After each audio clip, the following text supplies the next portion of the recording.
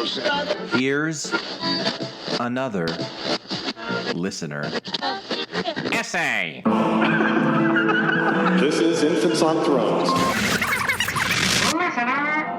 Listener essay.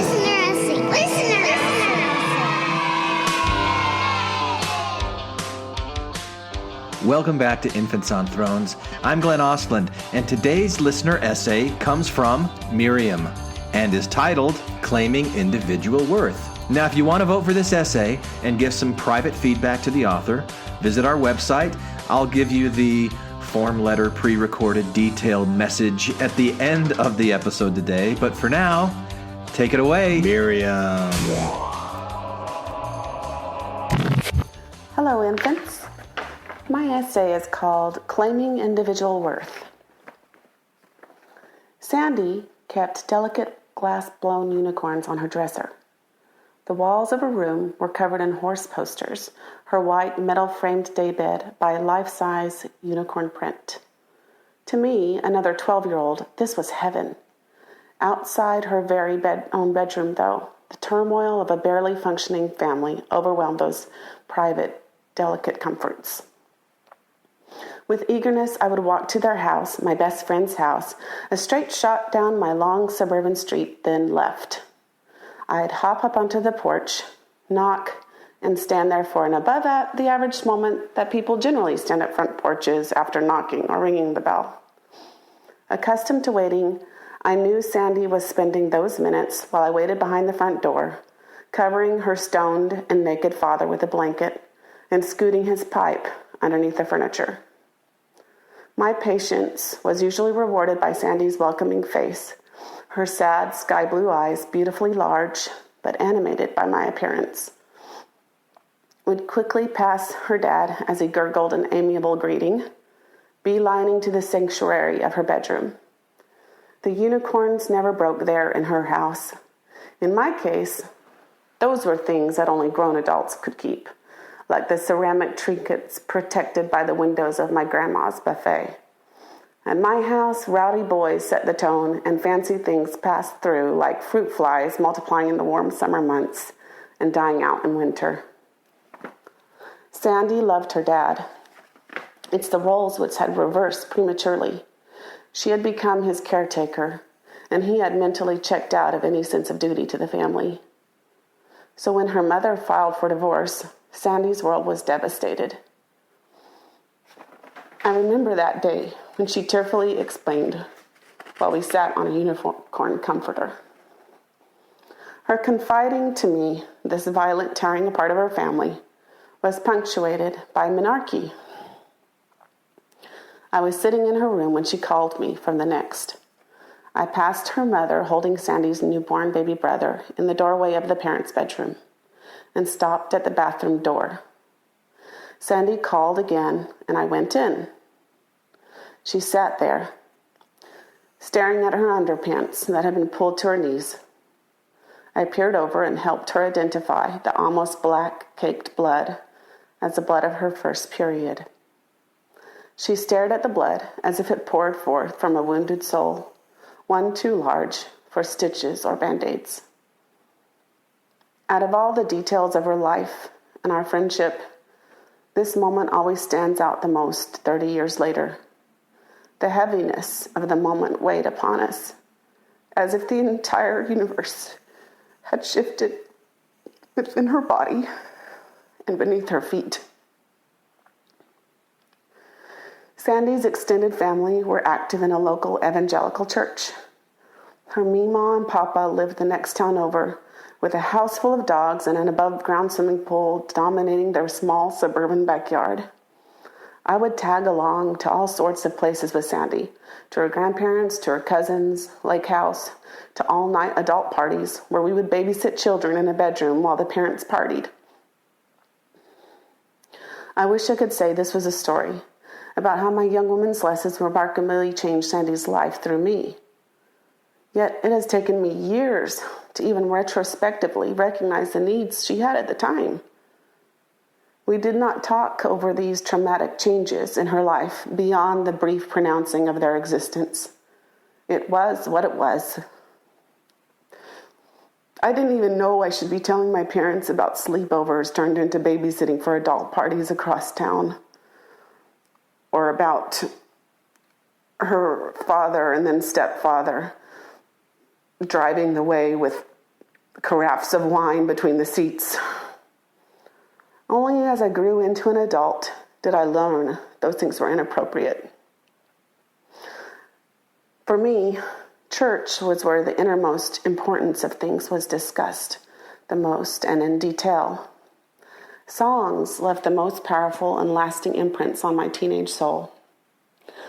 For I am of worth, of infinite worth, my Savior Redeemer loves me. Yes, I am of worth, of infinite worth, I'll be all He wants me to be. I will praise Him, I will serve Him, I will grow in His love, and fulfill my divine destiny. For my Savior Redeemer loves me.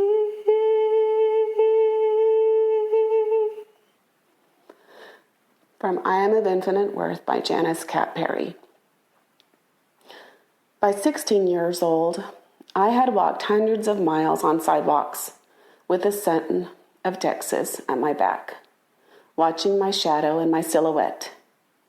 It always made my legs so long. Finally, as a teen, we had a full-length mirror in our house. That's when I learned that my legs weren't so long and my hips were wider than the shadows said. I became conscious of the impossibility of ever being magazine ad or mall mannequin beautiful. After I moved to the next town with a different school, away from Sandy and all our other friends, I preempted the inevitable rejection from my peers at school by, for the most part, rejecting them first. My circle of friends was small, and I intentionally shrunk my social life into a very small sphere. Despite making myself an obstacle in my own way, I still did tell myself something important. I accepted my body. I thanked God for my toes and knees and everything else and embraced me as I was. Finally, I had started telling myself that I was somebody. So finally, I could see other people as people too, even if I had reduced that number to a very few. Beyond the innate tribal politics that kids learn from very early on, people became individuals to me. P.T., Lee, Cindy, Laura, Chris, Joseph, Angie. Their feelings and sense of worth became real, meriting my protection and nourishment. We studied together, found sanctuary with each other by sharing a table at lunch, telling jokes, belonging. Now I recall my time as a naive, unaware witness of Sandy's suffering, and I wish I could go back and give her more so I could pass it on to her. Or I should say, give me more so I could pass it on to her. As we both grew older, keeping in touch became more rare. In our 20s, she recounted her decision to never bring children into such a world. About 10 years later, we met over Mexican food, and I still did not have the clarity to seek some way to affirm her, validate her. We exchanged news and views and friendly acceptance of each other, but I could not turn the page. It's only the last 5 years or so that I've understood as much about us. Being a mother made me see how environment can fundamentally influence us, for the good or bad. When my little newborns whined and cried and flexed their bodies to empty their bowels, I realized that this really was a painful physical struggle for them, that it most likely had been for me and everyone else. Our body senses being assaulted by their own functions, the pain of growth. With many children in our family, fairness became very important. Kindness became the rule. We have moved multiple times and lived abroad, making our children closer and more mindful of each other. They are friends. When my oldest daughter approached puberty, I saw flashes of being there with Sandy in that moment when the blood came. I thought about the new experience of tampons and pads and cramps and hot baths to relieve the cramps. My older daughters and I talked about it, how the uterine lining would shed itself, how it was there to provide nourishment to fertilize eggs, how our bodies would repeat this process every month for the decades that followed, how this was how it was for women. My focus was on full disclosure and on education for my daughters. Finally, when the first blood of my daughter's menarche came, I was unexpectedly taken aback by waves and waves of pure joy.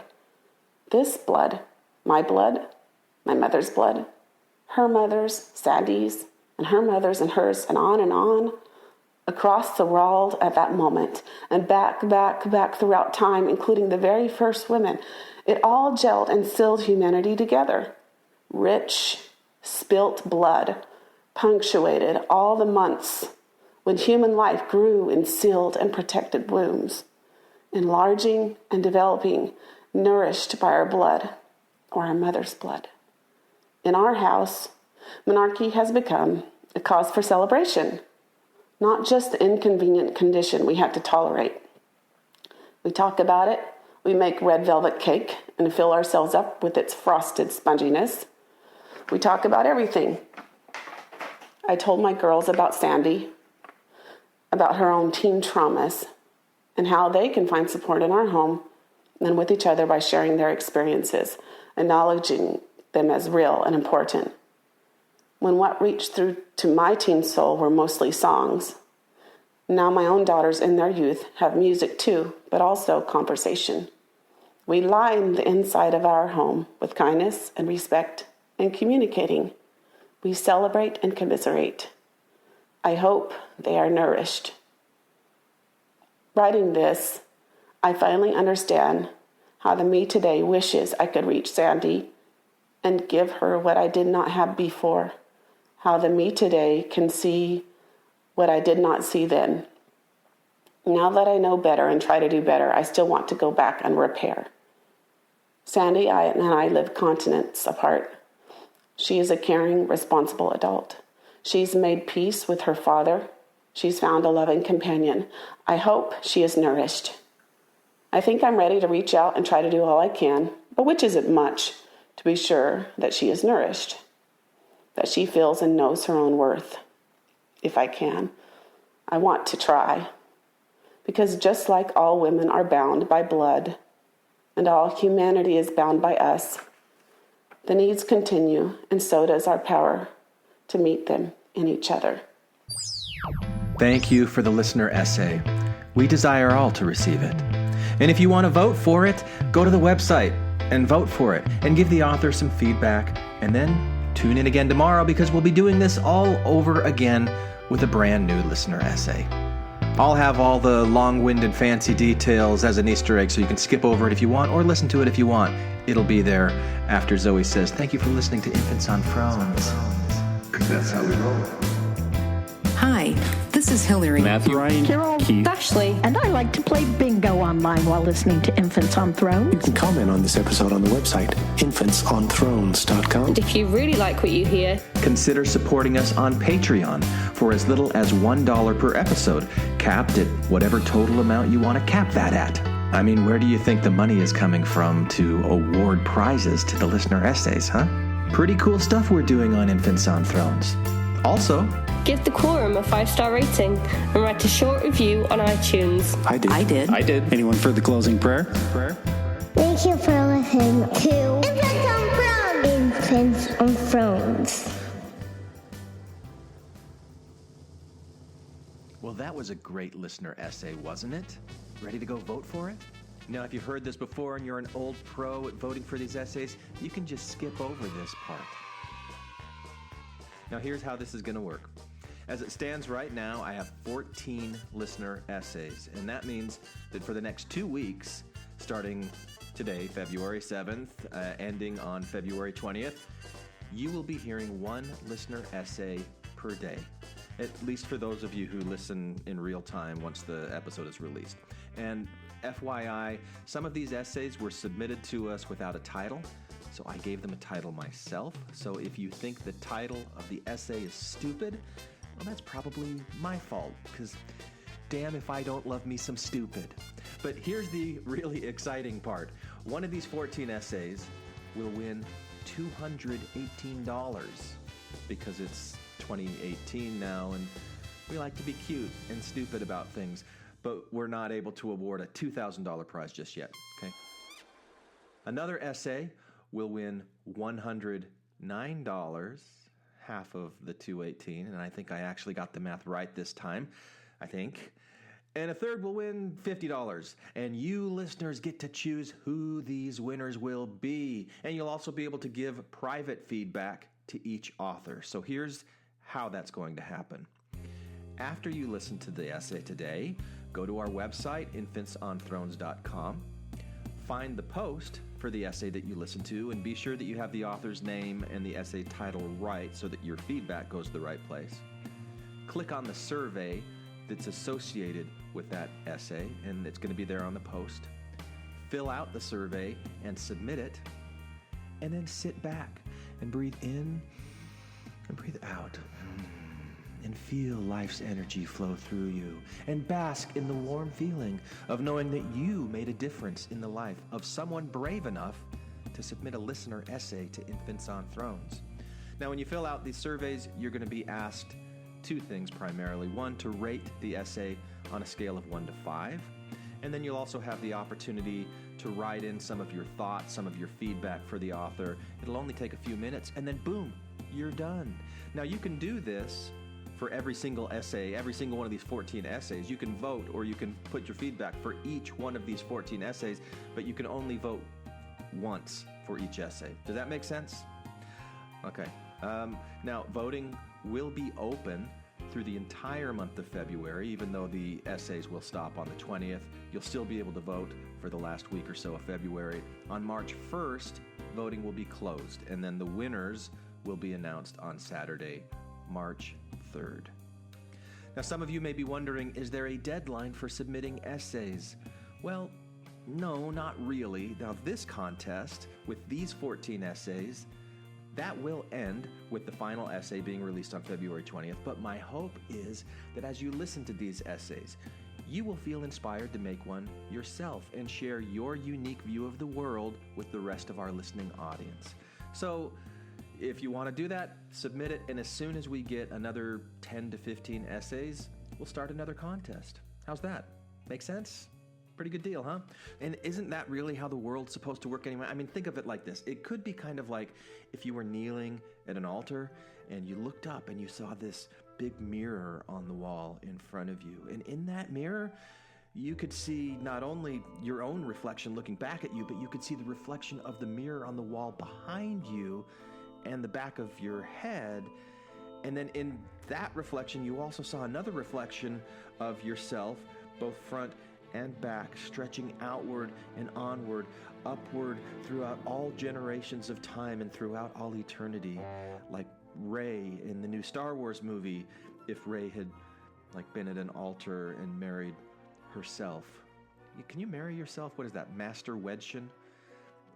I don't know, in some kind of a weird Mormon Jedi temple ceremony thing that distinguishes one type of nerd from other types of nerds.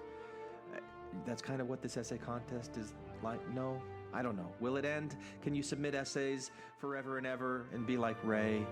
I don't know. See, what did I tell you? I love me some stupid. So this is the deal. Infant Listener Essay Contest. Please participate and make this thing super special, because special isn't just a euphemism anymore, or something remarkable like that. Hi, this is Hillary. Matthew, Ryan, Carol, Keith, Ashley. And I like to play bingo online while listening to Infants on Thrones. You can comment on this episode on the website, infantsonthrones.com. And if you really like what you hear, Consider supporting us on Patreon for as little as $1 per episode, capped at whatever total amount you want to cap that at. I mean, where do you think the money is coming from to award prizes to the listener essays, huh? Pretty cool stuff we're doing on Infants on Thrones. Also, give the Quorum a 5-star rating and write a short review on iTunes. I did. I did. Anyone for the closing prayer? Thank you for listening to Infants on Thrones.